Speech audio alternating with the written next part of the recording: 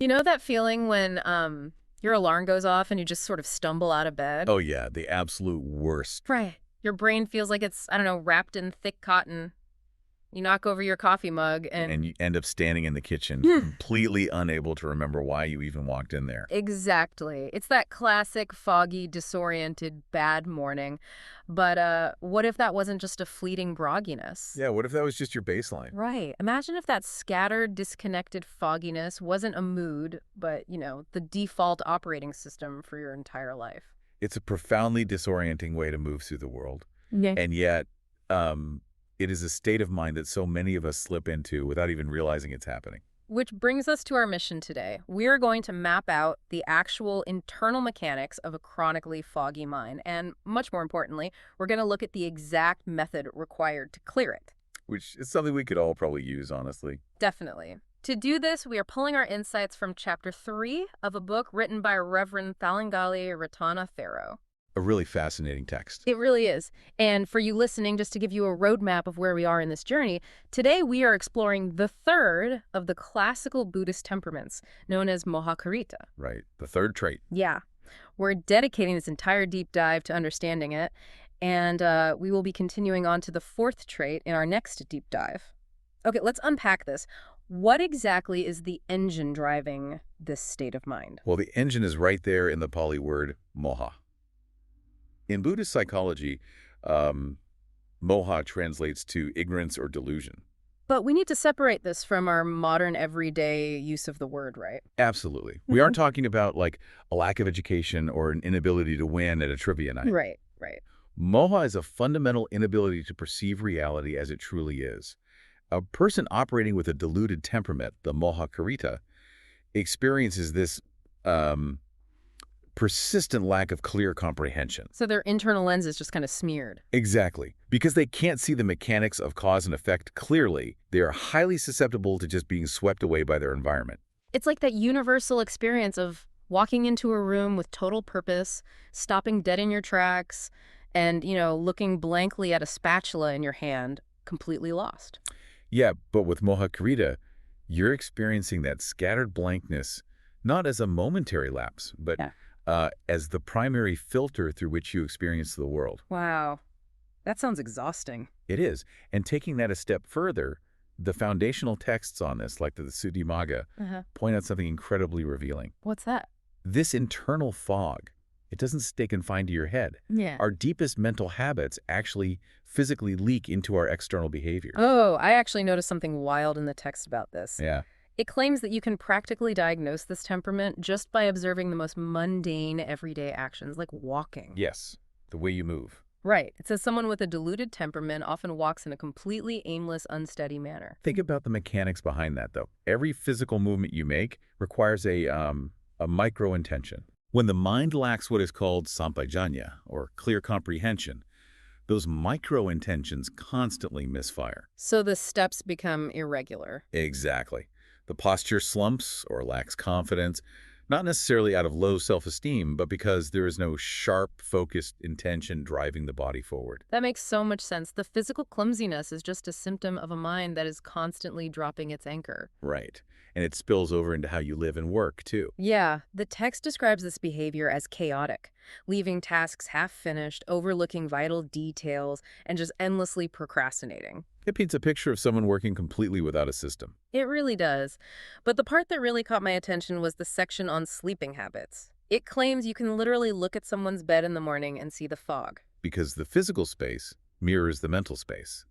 The text observes that a person operating heavily in Moha-Carita often sleeps, like sprawled out untidily. Just totally messy. Yeah, without bothering to maintain their sleeping area. They tend to oversleep, and when they do wake up, they are overwhelmed by sluggishness. Just a total drain of energy, even after, 9 hours of sleep. Right, because this isn't just physical exhaustion. In the Buddhist framework, this heavy sluggishness is closely tied to thinamitta. Which translates to sloth and torpor, right? Yes. It is one of the 5 hindrances to mental clarity. Sloth and torpor isn't just, being tired. It's deeper than that. Much deeper. It is a sticky, thick heaviness of consciousness that actively resists engaging with reality.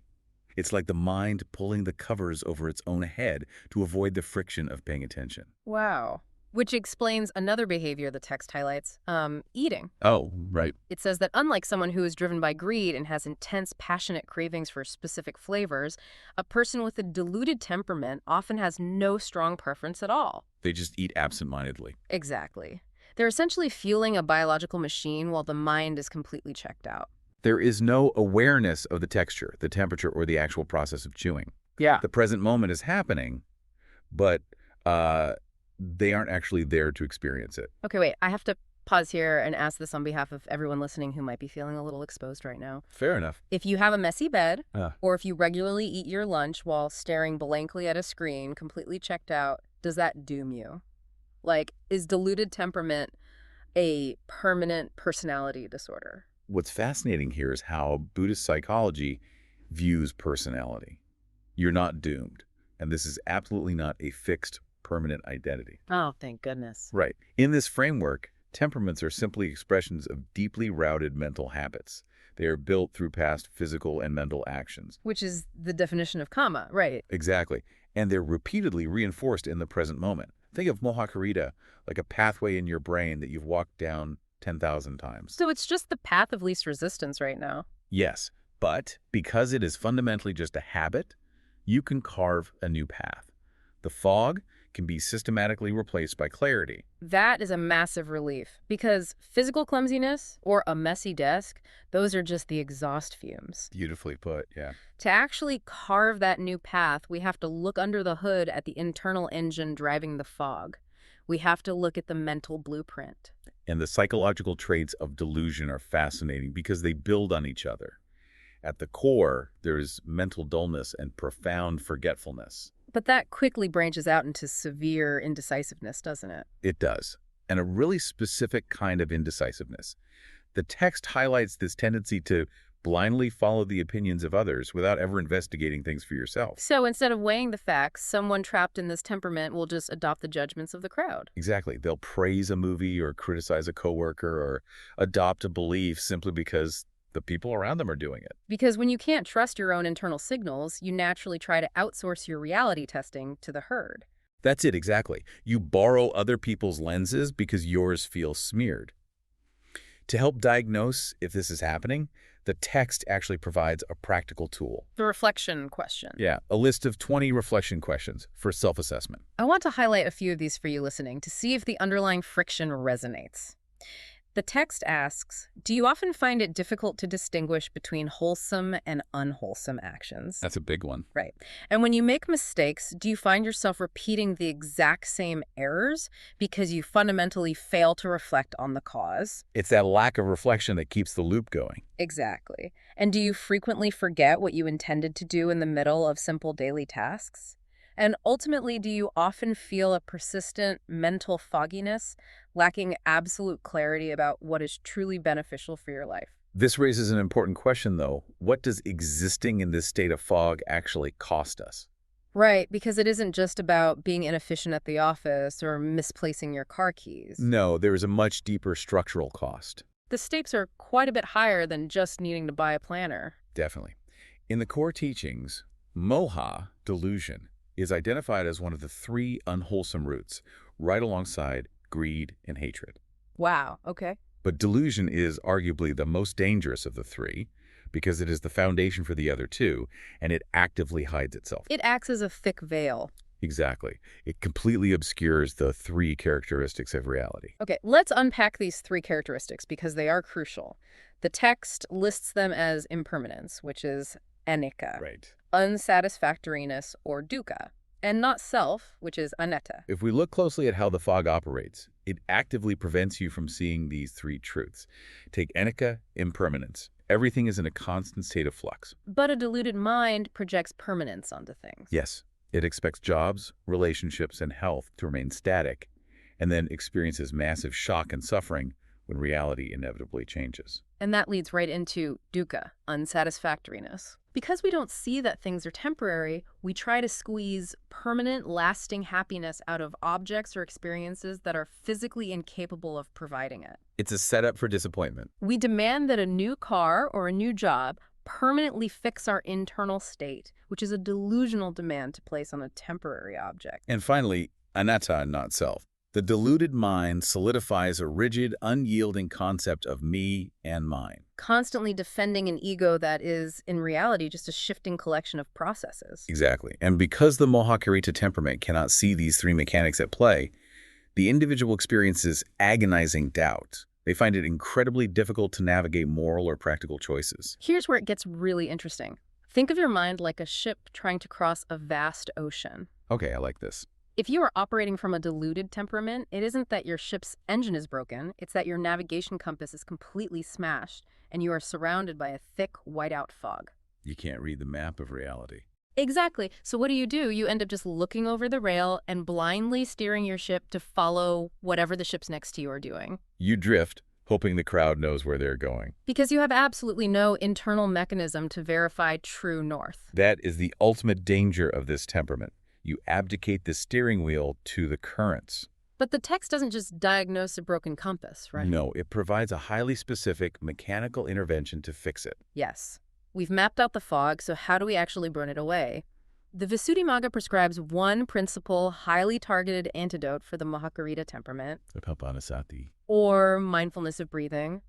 But out of all the possible meditation practices, walking meditation, visualizing colors, generating loving kindness. There are so many. Why is simply observing the breath the specific cure for a scattered, foggy mind? It comes down to matching the medicine to the disease. A deluded mind is inherently untethered, It's floating and easily distracted. If you give a foggy mind a highly complex visualization to focus on, like constructing an intricate mental image, you are demanding that a broken engine work harder.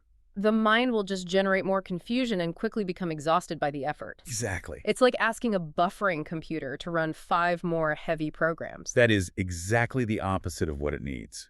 A scattered mind desperately needs a simple, continuous anchor. And the breath is perfect. The breath is perfect because you don't have to generate it. It is already happening. Furthermore, gently tethering your attention to the rhythm of the breath slowly counteracts that heavy mental dullness without overwhelming the system. It is the ultimate grounding mechanism. So let's actually walk through the mechanics of how the text instructs us to do this. Okay, let's do it. There are 10 specific steps for mindfulness of breathing, and it starts with the physical preparation. Right. The preparation sets the boundary for the mind. You find a quiet space, sit in a way that allows the back to be naturally upright, and let the physical body relax. It's getting settled. Yeah. You close your eyes and bring your attention to the sensation of the natural breath, usually right at the nostrils or the upper lip, wherever the physical friction of the air is most obvious. And the text offers a really beautiful stabilizing reflection to use before you even start tracking the steps. I love this part. You mentally set an intention saying, "May my mind become calm, clear, and mindful. May wisdom arise through careful observation of the present moment." That simple boundary sets the stage for step 1 and step 2, which are the foundation. Mindfully, you breathe in. Mindfully, you breathe out. You are simply establishing the basic fact that the breath is happening and you are there to witness it. Exactly. Nothing more complex than that. Then the text moves to steps 3 through 6. It instructs, breathing in a long breath, he knows, I breathe in long. Breathing out a short breath, he knows, I breathe out short. Which sounds so simple. It does, but I want to emphasize a vital detail here because it highlights the psychological friction of this entire process. The text is adamant you do not try to change the breath. Which is so incredibly hard to do. The human impulse is immediately to optimize. The second you pay attention to your breathing, your ego wants to step in and force a deep, dramatic, spiritual inhale. Exactly. The second I watch my breath, my brain is like, let me show you how good I am at breathing. Right. Look at my perfect breath. But why is it so hard to just observe? Why is that lack of manipulation so central to curing delusion? Because the desire to manipulate the breath is the exact same mechanism that drives delusion. Delusion is built on forcing reality to be what you want it to be, rather than seeing it as it actually is. Oh, wow. By refusing to control the breath, by simply knowing it is short when it is short and knowing it is long when it is long, you are fundamentally rewiring your brain. You are forcibly stepping out of the controller seat and sitting down in the observer seat. Exactly. You are building the psychological muscle required to tolerate reality without interfering. You are literally practicing objective awareness on the most basic physical function, which naturally leads to steps 7 and 8. The text says, he trains himself, experiencing the whole body, I shall breathe in and breathe out. Now, I read this initially and thought it meant I was supposed to be scanning my toes and my elbows while inhaling. That is a very common misconception. While physical relaxation does happen, the Visuddhimagga clarifies that the whole body here refers specifically to the entire body of the breath itself. The anatomy of the breath. Yes, it means your awareness has become so sharp and unbroken that you track the very beginning of the inhale, the middle of the inhale, and the very end of the inhale, and the same for the exhale. You are eliminating the micro gaps in your attention. Because it is in those tiny gaps of unawareness where the fog of delusion slips back in and hijacks your mind. You are locking the door against the fog by staying continuously present for the entire arc of the sensation. Exactly right. And that unbroken attention leads to the final steps, steps 9 and 10. He trains himself, calming the bodily formation, I shall breathe in and breathe out. In this context, the breath itself is the bodily formation. As your unbroken observation continues, a profound shift occurs. What happened? The chaotic, irregular breathing you started with naturally begins to smooth out. It becomes incredibly subtle, gentle, and quiet. But again, you are not forcing it to be quiet. Right. The physical breath calms down as a direct, automatic byproduct of the mind calming down. If we connect this to the bigger picture, this is where the real transformation happens. By establishing this continuous, non-interfering awareness, you develop a powerful state of concentration known as samadhi. And samadhi is the enemy of delusion.